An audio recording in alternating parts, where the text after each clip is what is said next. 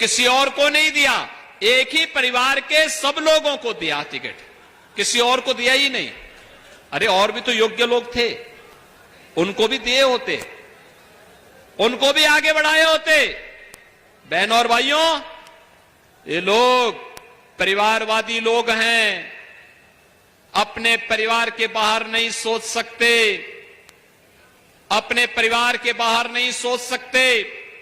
परिवारवाद के नाम पर जाति को ये लोग बदनाम करते हैं, सामाजिक ताने बाने को छिन्न भिन्न करते हैं, समाज और देश की सुरक्षा के साथ खिलवाड़ करते हैं, गरीबों के हकों पर डकैती डालते हैं, किसान को आत्महत्या करने के लिए मजबूर करते हैं, नौजवान को प्लान करने के लिए मजबूर करते हैं, व्यापारी को लूटने का काम करते हैं। भारतीय जनता पार्टी इसको स्वीकार नहीं कर सकती है। नौजवान के भविष्य के साथ खिलवाड़ करने वाले को हम लोग उसकी सही जगह पहुंचाने का काम करते हैं। और आपने देखा होगा, इन लोगों को किसी गरीब के साथ कोई सहानुभूति नहीं है। समाजवादी पार्टी और कांग्रेस के लोगों की गरीब के साथ सहानुभूति नहीं है, इनकी सहानुभूति तो माफिया के साथ में है।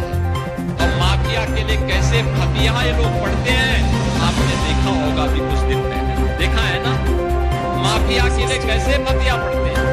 बहनों और भाइयों, मेरी आपसे अपील होगी, जो माफिया प्रदेश की सुरक्षा के लिए खतरा बने हुए थे, आपने देखा होगा कैसे लोग खतरा पैदा करते थे, वह आपके सामने है। मैं पूछना चाहता हूं समाजवादी पार्टी से, जो पूजा पाल इन्हीं की पार्टी की विधायक है, उनके पति राजू पाल की हत्या माफिया ने की थी कि नहीं की थी, और समाजवादी पार्टी के द्वारा प्रश्रय प्राप्त था कि नहीं था वो अब माफिया। उमेश पाल की हत्या माफिया के द्वारा की गई थी कि नहीं की गई थी, और क्या समाजवादी पार्टी का उसको प्रश्रय नहीं प्राप्त था? यही नहीं, कृष्णानंद राय की हत्या, कृष्णानंद राय की हत्या के साथ साथ 6 भाजपा के कार्यकर्ताओं की हत्या, सुरक्षा गार्डों की हत्या, तमाम अन्य निर्दोषों के हत्या ये माफिया करते थे, व्यापारियों की हत्या करते थे, अपहरण करते थे, तब इन माफियाओं के खिलाफ कार्रवाई नहीं होती थी। बहनों और भाइयों, जब माफिया अपनी मौत मर रहा है, अपने कृत्यों की सजा पा रहा है, आज उसके लिए लोग फतिया पढ़ने के लिए उसके घर जाते हैं। तो मेरी आपसे अपील होगी कि इनको 5 वर्ष और बोलोगे कि जाओ फतिया पढ़ो, हमें देश की सरकार बनने की मने दीजिए। सहमत है ना आप इसके लिए? और इसीलिए मैं आया हूं आज आपको कहने के लिए, विकास की जिम्मेदारी हमारी है। हम लोग तो विकास के कार्य के लिए ही आए हैं, और इसमें जो भी यहाँ फिरोजाबाद की समस्या को, टुंडला की समस्या को, यहाँ की जो भी बातें होती हैं, यहाँ के विधायक श्री मनीष सचीजा या हमारे जो विधायकगण हैं, हमारे जिला पंचायत अध्यक्ष हैं, हमारी महापौर हैं, ये जो भी समस्या हमारे पास पहुंचा देते हैं, उसका बिना देर किए हुए हम लोग विकास के साथ जोड़ करके उसको आगे बढ़ाने का काम करते हैं। और आज मैं आपके पास आया हूं अपनी एक समृद्ध विरासत को लेकर के। भारतीय जनता पार्टी ने आपके बीच में ठाकुर विश्वदीप सिंह जी को अपना प्रत्याशी बना करके आपके बीच में यहां पर आपके पास भेजा हुआ है। बहनों और भाइयों, मैं ठाकुर विश्वदीप सिंह जी से बोलूंगा, इधर आ जाए।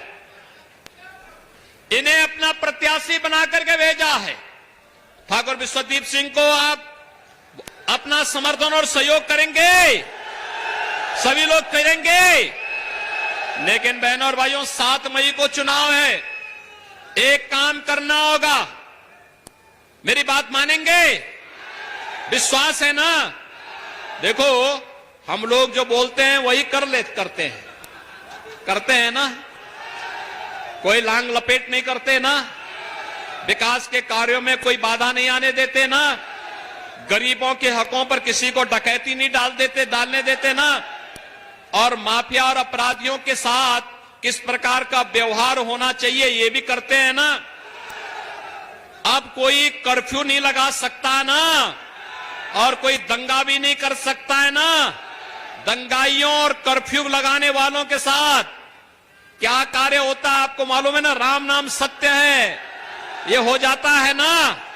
तो बहनों और भाइयों, इसीलिए मैं कहने के लिए आया हूं, ठाकुर विश्वदीप सिंह जी को भारतीय जनता पार्टी ने प्रत्याशी बनाया है।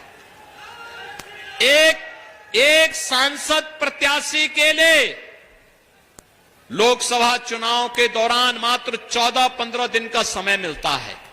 घर घर जाना कठिन होता है, घर घर जाना कठिन होता है, नहीं जा सकता। हर गांव में भी जाना कठिन होता है, क्योंकि 2000 से अधिक गांव है। तो एक दिन में अगर व्यक्ति 20 गांव भी करेगा तो भी बहनों और भाइयों उसको चाहिए 100 दिन।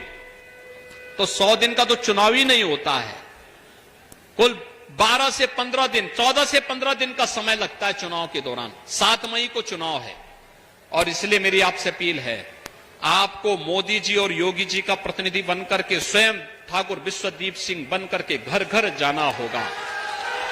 जाएंगे? मोदी जी का और मेरा संदेशा लेके घर घर में जाएंगे। सबको राधे